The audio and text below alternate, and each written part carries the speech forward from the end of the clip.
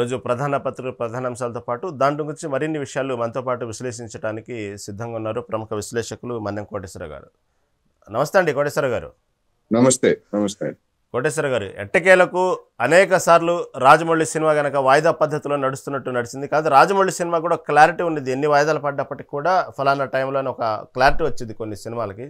దానికి మించినటువంటి ఎన్నో వాయిదాల పద్ధతిలో ఉన్నటువంటి స్థానిక సంస్థల ఎన్నికలు ఏదైతే ఉన్నాయో తెలంగాణ సంబంధించినటువంటివి, ఎట్టకేలకు స్థానిక సంస్థలకు లైన్ క్లియర్ అయిందన్నట్టు అర్థమవుతా ఉంది. ఎందుకంటే బీసీలకు 42% రిజర్వేషన్ సంబంధించిన జీవో కూడా విడుదల చేశారు.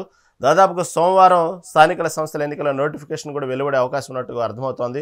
ఎందుకంటే ఈపాటికే ఎన్నికల సిద్ధం అంటూ ఎన్నికల అధికారికి కూడా ఈరోజు రేపు చెప్పే విధంగా అర్థమవుతా ఉంది. అదేవిధంగా స్థానిక సంస్థలకు సంబంధించిన రిజర్వేషన్ ప్రకారం ఎక్కడెక్కడ ఏ ప్రాంతాల్లో రిజర్వేషన్ అమలు కాబోతుంది అవి కూడా ఈరోజు క్లియర్ అయ్యే వాతావరణం చాలా క్లియర్గా అర్థమవుతుంది. చాలా ఫాస్ట్గా అన్ని పనులన్నీ అవుతా ఉన్నాయి. ఎన్నికలకు సిద్ధం అంటూ తెలంగాణ ప్రభుత్వం కూడా ఇటు ఎన్నికల అధికారికి చెప్పడానికి సిద్ధమైంది. సోమవారం నోటిఫికేషన్ విడుదలయ్యే అవకాశం కనబడుతుంది.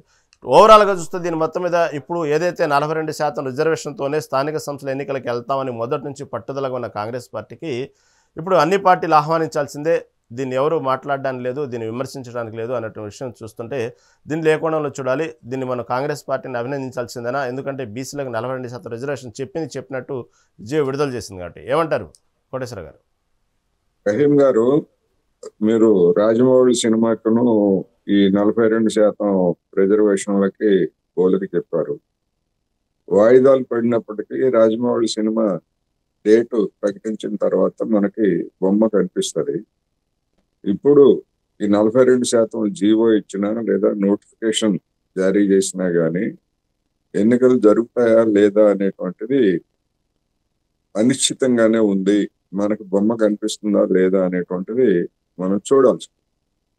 ఎందుకు అంటే గతంలో అసెంబ్లీ చేసినటువంటి చట్టాన్ని గవర్నర్ ఆమోదించి చేసినప్పటికీ బీహార్లో హైకోర్టు దాన్ని కొట్టేసింది. ఎందుకంటే 50% పరిమితి అనేటువంటి నిబంధన ఇప్పటికీ ఉన్నది, అమల్లో ఉన్న కారణంగా అనేటువంటిది మనందరికీ తెలిసిందే.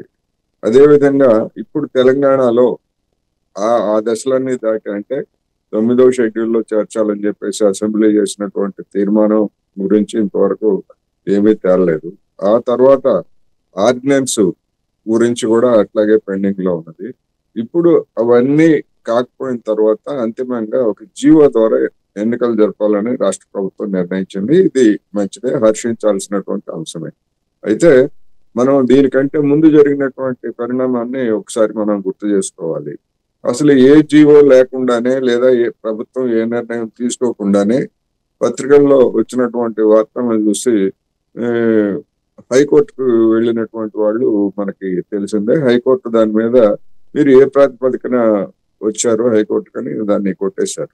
ఒకవేళ జీవో వచ్చిన తర్వాత కావాలంటే మీరు కోర్టుకు రావచ్చు అని కూడా అప్పుడు న్యాయమూర్తి వ్యాఖ్యానించారు. అందుకని జీవో విడుదలైంది కనుక ఇవాళ లేకపోతే రేపు కావచ్చు లేదా సోమవారం కావచ్చు, హైకోర్టులో దీని మీద మళ్ళీ ఎవరో ఒకళ్ళు కోర్టుకు వెళ్తారు అనేటువంటిది అందరూ భావిస్తున్నటువంటి అంశం. ఆ వెళ్ళిన తర్వాత కోర్టు దాని మీద ఏ విధంగా నిర్ణయిస్తుంది అనేటువంటిది కూడా చూడాల్సి ఉంది. గతంలో ఎన్నికల ప్రక్రియకు సంబంధించి నోటిఫికేషన్ వెలువడి ఎన్నికల ప్రక్రియ ప్రారంభమైన తర్వాత దానిలో జోక్యం చేసుకోవడానికి న్యాయస్థానాలు నిరాకరించాయి. కానీ ఇక్కడ సమస్య అది కాదు. అసలు ఆ ఎన్నికలకు ప్రాతిపదికైనటువంటి 42% జీవో చట్టబద్ధమా కాదా అనేటువంటి దగ్గరే అసలైనటువంటి వివాదం మొదలు కానుందనేది మనం గమనించాలి. అందువల్ల ఎవరైనా కోర్టుకు వెళ్తారా? వెళ్తే అదే సహజంగానే విచారణ, వ్యవహారం, తీర్పులు ఇవన్నీ వస్తాయి. వెళ్ళకపోయేట్లయితే అది అమలు జరిగేందుకు అవకాశం ఉంటుంది. అందుకని మరి ఏం జరుగుతుంది ఏమిటి అనేటువంటిది ఆసక్తి కలిగించేటువంటి అంశం అనేది నేను ఈ సందర్భంగా చెప్పదలుచుకున్నాను. ఎందుకంటే ఏం జరిగినా ఆశ్చర్యం లేదు. ఎందుకంటే గతంలో ఉన్నటువంటి కోర్టులన్నీ కూడా ఇలాంటి అంటే 50% దాటినటువంటి రిజర్వేషన్లకి వ్యతిరేకంగానే ఉన్నాయి. ఇప్పుడు 9వ షెడ్యూల్లో చేర్చినటువంటి తమిళనాడు రిజర్వేషన్స్ కూడా న్యాయ సమీక్షకు అర్హమైనవే అని సుప్రీంకోర్టు ఆల్రెడీ చెప్పింది. దాని మీద దాఖలైనటువంటి పిటిషన్స్ కూడా అది దాని దగ్గర పెండింగ్ లో ఉన్నది. దానికిను అదేవిధంగా మహారాష్ట్రలో మరాఠాలకు కల్పించినటువంటి 16% రిజర్వేషన్లను అమలు జరపవచ్చు అని చెప్పేసి బాంబే హైకోర్టు ఆ, తీర్పిచ్చింది. అయితే ఆ బాంబే హైకోర్టు ఇచ్చినటువంటి తీర్పును కూడా కొంతమంది సవాల్ చేశారు. అది ఇప్పుడు విచారణలో ఉన్నది. ఇవన్నీ సుప్రీంకోర్టు దృష్టిలో ఉన్నాయి.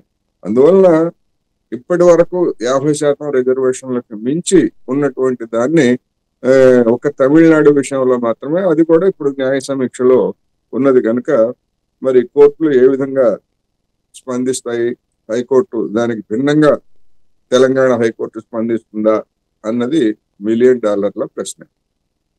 కోటేశ్వరరావు మీరు చెప్పినట్టు అక్కడ ఉన్నటువంటి పరిస్థితిని బట్టి మీరు చెప్పినట్టు ఎవరన్నా దీనికి సంబంధించి మళ్ళీ కోర్టుకు వెళ్ళి ఈ బీసీ రిజర్వేషన్ అంశాన్ని కనుక మళ్ళీ కోర్టుకు వెళ్ళి దాన్ని మళ్ళీ ఇంకోసారి మళ్ళీ పోస్ట్ పోన్ చేసేటువంటి అవకాశము, ఆ సందర్భము, అటువంటి వాతావరణం వచ్చిన క్రమంలో మళ్ళీ ఇక్కడ కోర్టే డెడ్లైన్ పెట్టింది దాదాపుగా సెప్టెంబర్ 30 లోపు ఏదో విషయం తేల్చండి, ఎన్నికలు అయితే జరపాలన్నప్పుడు ఈ మళ్ళీ దీన్ని వాయిదా పద్ధతిలోనే దీన్ని ఈ కోర్టు ధోరణిలో తీసుకెళ్లేటువంటి అవకాశం ఉందా, లేకపోతే ఆ విషయంతోనే ఎన్నికలు మాత్రం కోర్టు డెడ్లైన్ పెట్టిన ప్రకారం ఎన్నికలు జరిపి తీరాల్సిందేనా? అటువంటి సందర్భం వస్తే మాత్రం ఎన్నికలు జరపాల్సిందే కదా, వెళ్లాల్సిందే కదా, దానికి సంబంధం లేకుండా, తీర్పుతో సంబంధం లేకుండా ఆ అంశంతో పాటు? కోర్టు చేసినటువంటి ఆదేశం 42% రిజర్వేషన్స్ తోటి దానికి నిమిత్తం లేదు. ఎస్, ఎందుకంటే సకాలంలో జరగలేదు కనుక, ఎన్నికలు జరగాల్సినటువంటి విధి ఉన్నది కనుక సెప్టెంబర్ 30 తేదీ లోపల ఎన్నికలు జరపాలని చెప్పేసి కోర్టు ఆదేశించింది. 42% లేకపోతే ఇప్పుడున్నటువంటి శాతాల ప్రకారమా అనేటువంటి దానికి వచ్చేసరికి ఇప్పుడున్నటువంటి శాతాల ప్రకారమే జరపాలనేది దానిలో ఉన్నటువంటి సారాంశం. ఎందుకంటే 42% అనేది అప్పటికి లేదు కదా, కోర్టు ముందు లేదు. అసలు ఎన్నికలు జరపాలా లేదా అనేటువంటి దాని మీద వచ్చినటువంటి తీర్పు అది. అందుకని కోర్టు కూడా నిజానికి మరి 30వ తారీఖు లోపల ఎన్నికల ప్రక్రియ పూర్తి కావాలని చెప్పినటువంటి దాన్ని మరి రాష్ట్ర ప్రభుత్వం ఒక విధంగా చెప్పాలంటే ఉల్లంఘించింది. అది కావాలని ఉల్లంఘించిందని కొంతమంది చెప్పొచ్చు. లేదు, 42% ఓట్లకు దానికి సంబంధించి సుప్రీంకోర్టులో లేకపోతే ఏది రాష్ట్రపతి కానీ లేదా గవర్నర్లు కానీ ఆర్డినెన్స్ బిల్లులను ఆమోదించాలా లేదా అనేటువంటి దాని మీద సుప్రీంకోర్టులో వివాదం నడుస్తా ఉంది కనుక అనే పేరుతోటి దాని నుంచి రక్షణ పొందాలనేటువంటి ఉద్దేశంతో రాష్ట్ర ప్రభుత్వం వేచి చూస్తున్నది అనేటువంటిది వచ్చినటువంటి వార్తలు. అందువలన సుప్రీంకోర్టులో తేలేంత వరకు ఎన్నికలు జరపరా అంటే అది నిలిచేటువంటి వాదన కాదు. ఎందుకంటే నిన్న సుప్రీంకోర్టులో తెలంగాణకు సంబంధించినటువంటి జడ్జీలకు సంబంధించినటువంటి ఒక కోర్టును కూడా చూసాం. ఆల్రెడీ అది పరీక్షలు రాసి అంతకు ముందు ఉన్న దాని ప్రకారం ఒకసారి మినహాయింపు ఇచ్చి ఈసారి మినహాయింపు ఇచ్చి వచ్చేసారి నియామకాల నుంచి తెలంగాణ హైకోర్టు సూచించినట్టు మేరకు 7 సంవత్సరాల పాటు తెలంగాణలో ప్రాక్టీస్ చేసి ఉండాలనేటువంటి నిబంధన అమలు జరపాలని చెప్పేసి సుప్రీంకోర్టు ఇచ్చింది. అందుకని కోర్టులు ఇచ్చేటువంటి తీర్పులు ఇటువంటి వాటికి సంబంధించి, అందుకని తెలంగాణలో ఇప్పుడు 42% అనేటువంటిది కూడా దానికి లోబడే ఉంటుంది తప్ప మరొక విధంగా ఉండేటువంటి అవకాశం లేదు. అందుకని కోర్టుకు మళ్ళా వెళ్ళేట్లయితే నిజానికి గతంలో కోర్టుకు వెళ్ళినటువంటి వాళ్ళు మరి హైకోర్టు ఇచ్చినటువంటి ఆదేశాల మేరకు ఎన్నికల ప్రక్రియ ప్రారంభించలేదు అని మళ్ళా కోర్టు తలుపు తట్టలేదు. తట్టి ఉంటే అప్పుడు కోర్టు ఏం చేసి ఉండేది అనేటువంటిది ఒక ఊహాజనితమైనటువంటి ప్రశ్న. రెండవది, కోర్టు కూడా మరి 30వ తారీఖు దగ్గర పడతా ఉంది. ఇంతవరకు దానికి ముందు ఉండాల్సినటువంటి రాజ్యాంగబద్ధంగా ఇవ్వాల్సినటువంటి గడువు, నోటిఫికేషన్స్ ఇవన్నీ ఎందుకు ఇవ్వలేదని చెప్పేసి హైకోర్టు కూడా రాష్ట్ర ప్రభుత్వాన్ని సుమోటోగా ప్రశ్నించలేదు. అందుకని ఇప్పుడు ఒకవేళ మళ్ళా వెళ్ళేట్లయితే హైకోర్టు ఏం చెప్తుంది, తాను ఇచ్చినటువంటి తీర్పు అమలు జరపని రాష్ట్ర ప్రభుత్వం మీద మరి ఏ విధమైనటువంటి విమర్శలు చేస్తుందా, లేకపోతే లేదు తర్వాత అయినా కానీ వచ్చే నెలలో అయినా సరే ఇప్పుడున్నటువంటి రిజర్వేషన్, అఫీషియల్ గా ఉన్నటువంటి రిజర్వేషన్ నిబంధనలు ఏవైతే ఉన్నాయో వాటి మేరకు మీరు విధిగా ఎన్నికలు జరపాల్సిందే అని చెప్పేసి హైకోర్టు మళ్ళా కొత్త ఆదేశాన్ని జారీ చేస్తుందా, తగినటువంటి గడువు ఇచ్చి అనేది చూడాల్సిందే. ఈ తెలంగాణ రాష్ట్ర రాజకీయాలు ఈ విధంగా ఉన్నాయి. వాస్తవంగా మీరు చెప్పినట్టు స్థానిక ఎన్నికల సమస్య నుంచి ఎప్పటికప్పుడు ఈ విధంగా ఏదో ఒక అడ్డంకులు తొలుగుతాయా అనేటువంటి వాతావరణం నేపథ్యంలో, ఎందుకంటే ఇటు పక్క ఆశావాహులు ఎక్కువైపోయారు, ఇటు పక్క నామినేటెడ్ పోస్టులకు సంబంధించిన వాళ్ళు ఎదురు చూస్తున్నారు, వాళ్ళ ఒత్తిడి ఎక్కువైపోయింది, ఇటు పక్క ప్రభుత్వం కూడా డెడ్ లైన్ పెట్టింది. కాబట్టి ఏదో ఒక రకంగా మాత్రం ఇంకా దాటవేసే ధోరణి అయితే కనబట్లేదు. ఈ రిజర్వేషన్ అంశం కూడా కొలిక్కి వస్తే బాగుండేది అనే అభిప్రాయంలో ఉన్నారు. చూద్దాం, మీరు చెప్పినట్టుగానే కోర్టుకు వెళ్తారా ఏ విషయం అనేది సోమవారానికి మ్యాక్సిమం తేలిపోయింది విషయం అనేది. అయినప్పటికీ కూడా సరే, తెలంగాణ రాజకీయ విషయం అయితే ఆంధ్ర రాజకీయాలకు వచ్చేటప్పటికి మీకు తెలిసిన విషయం, గత 2 రోజులుగా ఏదైతే అసెంబ్లీలో మాట్లాడినటువంటి హిందూపురం ఎమ్మెల్యే నటుడు నందమూరి బాలకృష్ణ అంశానికి వచ్చేటప్పటికి చిరంజీవి మీద చేసిన వ్యాఖ్యల మీద బాగా దుమారం రేగుతుంది. సరే, అందరికీ తెలిసిన విషయం, గత 2 రోజుల నుంచి ఇది సోషల్ మీడియా ఇటు పక్క అన్ని ఛానల్స్ ఇదే అంశం కొనసాగుతుంది.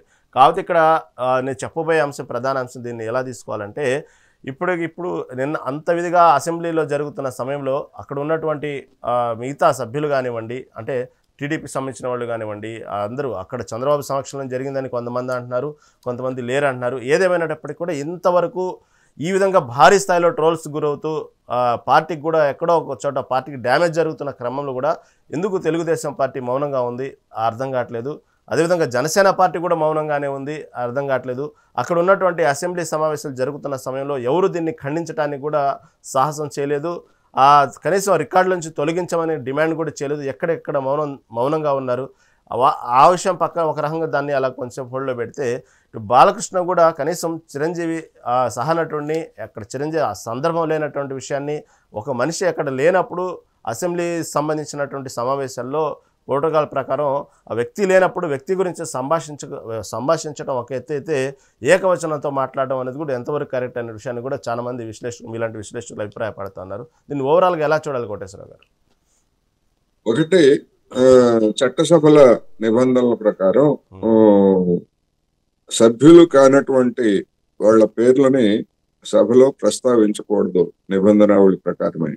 ఎందుకు అంటే, ఒకవేళ సభ్యులుగా ఉన్నటువంటి వాళ్ళు, అది ప్రతిపక్షమైనా అధికార పక్షమైనా లేదా స్వతంత్రులైనా, వాళ్ళ పేర్లు ఎవరైనా ప్రస్తావించి విమర్శలు చేస్తే వాళ్ళకి అదే సభలో వివరణ ఇచ్చుకోవడానికి కావచ్చు, లేదా తమ వాదనలు వినిపించుకోవడానికి అవకాశం ఉంటుంది. చిరంజీవి మరి ఆంధ్రప్రదేశ్ అసెంబ్లీలో సభ్యుడు కాదు. మరి అటువంటి చిరంజీవి మీద చేసినటువంటి వ్యాఖ్యకు సంబంధించి మరి ఆయనకి హక్కులకి భంగం కలిగించే విధంగా, అంటే ఆ సభలో అదే స్థాయిలో బాలకృష్ణ గారు ఏ స్థాయిలో అయితే వ్యాఖ్యలు చేశారో ఆ స్థాయిలో సమాధానం చెప్పుకోవడానికి అవకాశం లేనప్పుడు అది సభా నిబంధనలకి లేదా సాంప్రదాయాలకి అన్నిటికీ అది విరుద్ధమైనటువంటి అంశమే. బాలకృష్ణ గారు ఆ విషయంలో ఆయన తీవ్రమైనటువంటి తప్పిదం చేశారనేది మనకు స్పష్టంగా కనిపిస్తా ఉంది. అందుకని చిరంజీవి గారు తనకున్నటువంటి అవకాశం బయట ఆయన సభ్యుడు కాదు కనుక తన యొక్క స్పందనని మనకి తెలియజేశారు. మరి బాలకృష్ణ ఏమి చిన్న చితక సభ్యుడు కాదు, లేకపోతే వయసు రీత్యా కూడా చూసినప్పుడు ఆయనేమి మరి అంత చిన్నవాడేం కాదు. మరి ఆ విధంగా వ్యాఖ్యానించాల్సినటువంటి అవసరం ఏమొచ్చింది?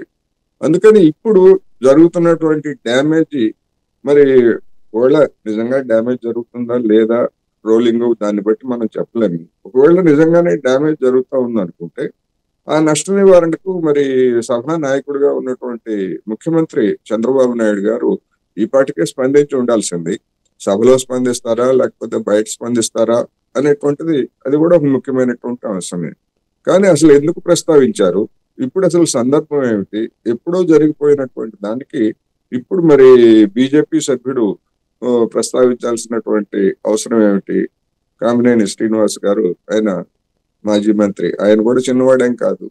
అందువల్ల ఇవన్నీ కూడా దీని వెనకాల ఉన్నటువంటి కథ ఏమిటి అనేటువంటిది మనకి ఇంకా స్పష్టం కావాల్సినటువంటి అవసరం ఉంది. తెలుగుదేశం పార్టీ ప్రధానంగా తెలుగుదేశం పార్టీ అధినాయకత్వం నోరు విప్పాలి.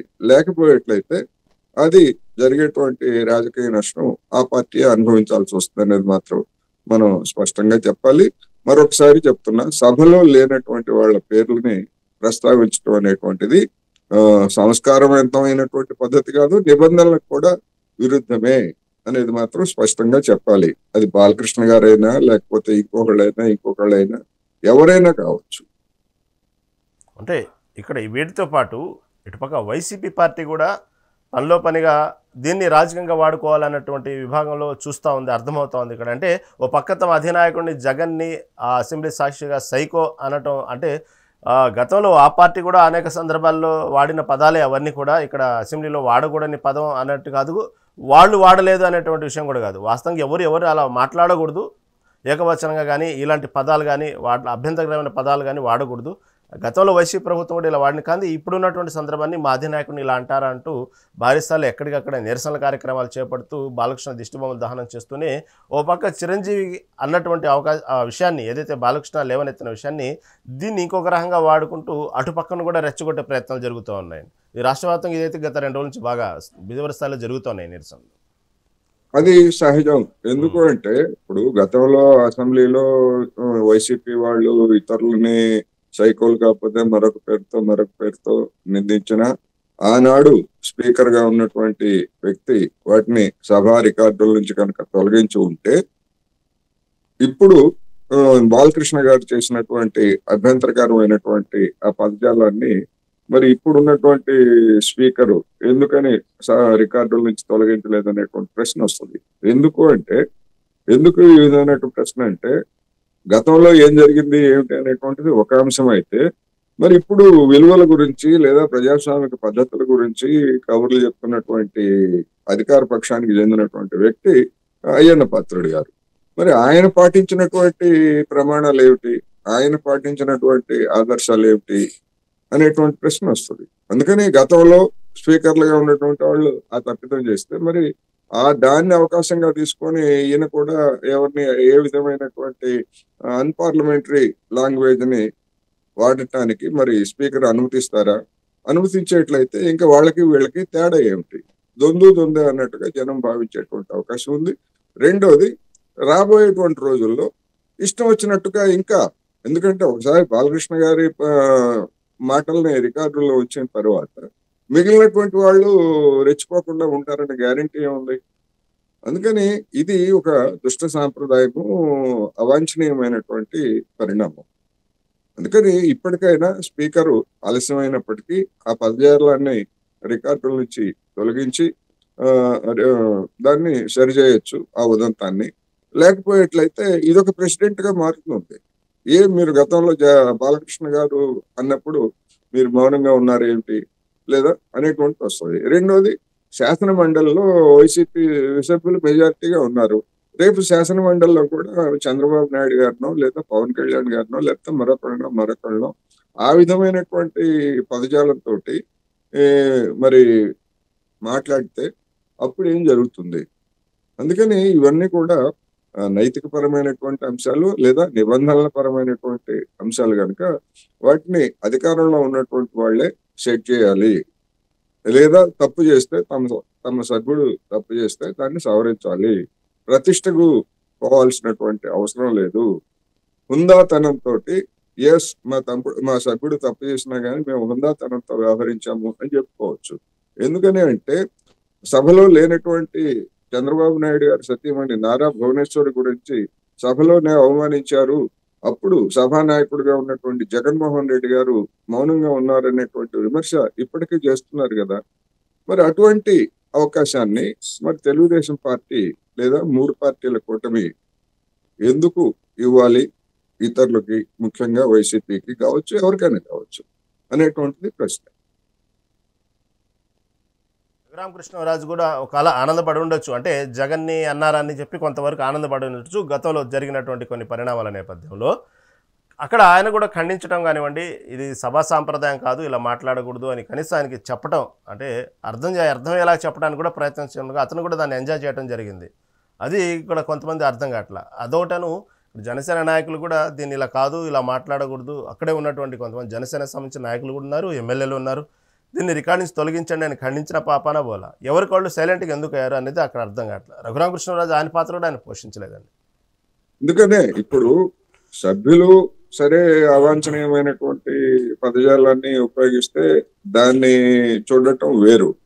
అటువంటి వాటిని రాజ్యాంగబద్ధమైనటువంటి పదవుల్లో, అందున ఏ పార్టీకి చెందకుండా ఉండాల్సినటువంటి స్పీకరు, డిప్యూటీ స్పీకర్లు వాళ్ళు మౌనంగా ఉండటం ఏమిటి? వాళ్ళు నిష్క్రియాపరంగా ఎలాంటి చర్య తీసుకోకుండా ఉండటం అనేటువంటిది మరొక పెద్ద సమస్య అవుతుంది. అందుకని మరి నిబంధనలు పాటించాల్సింది వాళ్ళు, సభా సంప్రదాయాలని సభా మర్యాదల్ని కాపాడాల్సినటువంటి వాళ్ళు. మరి వాళ్లే ఆ విధమైనటువంటి బలహీనతకు గురయ్యి వాళ్లే గతంలో జగన్మోహన్ రెడ్డి గారు ఎట్లా ఎంజాయ్ చేశారనేటువంటి విమర్శలకు గురయ్యారు. ఆయన ముఖ్యమంత్రి, ఆయన స్పీకర్ గారు. కానీ ఇక్కడ స్పీకర్ గా ఉన్నటువంటి వాళ్ళు అలాంటి అంశాల మీద ఎంజాయ్ చేయడానికి అది చాలా చౌకబారుతనంగా ఉంటుంది. ఒక నాయకుడు వేరు, ఒక స్పీకర్ స్థానంలో ఉన్నటువంటి వ్యక్తులు వేరు. స్పీకర్ స్థానంలో ఉన్నటువంటి వాళ్ళు అలాంటి చౌకబారు కామెంట్లను ఎంజాయ్ చేశారంటే మరి వాళ్ళ స్థాయి ఏమిటి అనేటువంటి ప్రశ్న కూడా తలెత్తుతుంది. అందుకని హుందాతనం పాటించాలి. బయట మీరు ప్రైవేట్ సంభాషణలో ఏం మాట్లాడుకుంటారు, ఏం చేస్తారు ఏమిటి అనేటువంటిది అది వేరు. కానీ సభలో ఉన్నప్పుడు హుందాతనం పాటించాలి, సభా గౌరవాన్ని పాటించాలి. సభలో ఉన్నటువంటి సభ్యులు ఎవరైనా తప్పు చేస్తే దాన్ని సరిదిద్దాలి. సభలో లేనటువంటి వాళ్ళని కనుక పేరు ప్రస్తావించి లేదా వాళ్ళ మీద ఆరోపణలు చేస్తే వాళ్ళని ఆదుకోవాల్సినటువంటి బాధ్యత ఎవరిది? సభ స్పీకర్లదే. సభలో లేనటువంటి పౌరుల గురించి, ఓటర్ల గురించి, పౌరుల గురించి ఇష్టం వచ్చినట్టు మాట్లాడేస్తే మరి వాళ్ళకి ఎవరు రక్షణ, ఎవరు? అందుకని సభాపతులు స్పీకర్లు కావచ్చు లేదా శాసన మండలి చైర్మన్లు కావచ్చు, వాళ్ళకి ఒక మహత్తరమైనటువంటి బాధ్యతని మన రాజ్యాంగం కల్పించింది. అలాంటి పదవుల్లో ఉన్నటువంటి వాళ్ళు దానికి తగిన విధంగా వ్యవహరించాలి అని మాత్రమే మనం చెప్పగలం. వ్యవహరించకపోయేట్లయితే చరిత్ర నిర్ణయిస్తుంది వాళ్ళని ఏ విధంగా చూడాలి, ఏమిటి, వాళ్ళకి ఏ విధమైనటువంటి గౌరవ మర్యాదలు ఇవ్వాలనేటువంటిది చరిత్ర నిర్ణయిస్తుంది. అవునవును కోటేశ్వర, మీరు చెప్పినట్టు వాస్తవం. అది హుందాతనం అనేది ప్రదర్శించాలి. ఎందుకంటే కొంతమంది లక్షల మంది చూస్తుంటారు, చూడటమే కాదు వాళ్ళు ఆ స్థాయిలో వెళ్ళారంటే వాళ్ళు ప్రదర్శించేటువంటి హుందాతనాన్ని బట్టే రాజకీయ విలువలు కూడా పెరుగుతాయి. అక్కడ అతను ప్రదర్శించినటువంటి హావభావాలు, ఆ చేతిలో జేబులు పెట్టుకొని మాట్లాడే విధానం, ఓ పక్క ఒక సీనియర్ అయినటువంటి పక్కన బీజేపీ సంబంధించినటువంటి ఎమ్మెల్యే కామినేని శ్రీనివాసరావుని అతను మాట్లాడినటువంటి అంటే ఫోర్స్ఫుల్గా మాట్లాడినటువంటి విధానం, ఇటుపక్క ఎఫ్డీసీలో అతని పేరు 9వ స్థానంలో రాశారంటూ తనను తానే కించపరుచుకొని ఈ స్థానం ఇస్తారా అంటూ పక్కకు అందులో దుర్గేష్ని హెచ్చరించిన విధానం చూస్తుంటే అదొక సభనో లేకపోతే దానికి సంబంధించినటువంటి అబ్జర్వ్ చేస్తుంటారనో, మనం ఒక బాధ్యత కలిగినటువంటి విషయంలో అధికారంలో ఉన్నాము, ఒక నాయకుడిగా ఉన్నాము అనే విషయాన్ని కూడా మరిచేసి చివరికి ఎఫ్డీసీలో నా పేరు 9వ స్థానంలో రాశారంటూ తనకు తానే దిగజార్చుకొని మాట్లాడి నన్ను ఏ విధంగా చేస్తారా అంటూ నాన్ సెన్స్ అంటూ కూర్చున్న విధానం చూస్తూ ఉంటే ఎవరికి ఎవరు నాన్ సెన్స్ అర్థం కాలేదు. ఆ పదజాలం కూడా ఆ విధంగా వాడటం అనేది మీరు చెప్పినట్టు హుందాతనం ఎక్కడ జరగలేదండి అక్కడ. ఇప్పుడు రహీం గారు ఈ సందర్భంగా ఒక ఉదంతాన్ని నేను గుర్తు చేయాలి. ఉమ్మడి ఆంధ్రప్రదేశ్ లో సిపిఎం సభ్యుడిగా నంద్యాల నరసింహారెడ్డి గారని గతంలో ఆయన ఎమ్మెల్యేగా పనిచేశారు. ఆయన మేనరిజం ఏంటంటే వేలెత్తి చూపించడం ఆయన మేనరిజం. అది బయట చెల్లుతుంది కానీ సభలో ఆ విధంగా వేలెత్తి చూపడం అనేటువంటిది సభా నిబంధనలకి విరుద్ధం. అందుకని అప్పుడు స్పీకరు మీరు ఆ విధంగా వేలెత్తి చూపకూడదు అని చెప్పేసి అప్పుడు మందలించారు ఆయన్ని, మీరు ఆ విధంగా చూపకూడదని. మరి అదే విధమైనటువంటి మందలింపు లేదా మరొక హావభావాలు వీటన్నిటికి సంబంధించి చేయాలి. రెండోది హావభావాలకి చేసిన సంబంధించి ఇవాళనే మనకి వార్తలు వచ్చాయి. ఆసియా కప్ లో భారత్ పాకిస్తాన్ మధ్య జరిగినటువంటి మ్యాచ్ లో పాకిస్తాన్ క్రీడాకారుల హావభావాలు అభ్యంతరకరంగా ఉన్నాయనేటువంటి అభిప్రాయంతో వాళ్ళకి మ్యాచ్ ఫీజులో కోత పెట్టి ఒక విధంగా పనిష్మెంట్ ఇచ్చినటువంటిది మనం చూసాం. అందువల్ల క్రీడల్లో కావచ్చు లేదా చట్టసభల్లో కావచ్చు హుందాతనాన్ని ఎవరు కూడా కోల్పోకూడదు లేదా వాటిని పాటించాలి అనేటువంటిది కూడా మనకి ఇవన్నీ కూడా తెలియజేస్తుంది. అందుకని మరి అది అధికార పక్షానికి ఇప్పుడు బాలకృష్ణ గారు ఆ విధంగా వేలు పెట్టి చూపించడం అనేటువంటిది సినిమాల్లో చేయొచ్చు, లేకపోతే ఇంకోటి బయట చేయొచ్చు. కానీ అసెంబ్లీలో ఆ విధమైనటువంటి హావభావాల ప్రదర్శన అనేటువంటిది పూర్తిగా అభ్యంతరకరం అని మాత్రం చెప్పాల్సిందే. చక్కటి విశ్లేషణ అందించినందుకు ధన్యవాదాలండి. అది ఈరోజు ప్రధాన పత్రిక ప్రధాన అంశాలు, మంచి విశ్లేషణ తీసుకున్నాం. చూస్తూనే ఉండండి మెగా 9 టీవీ.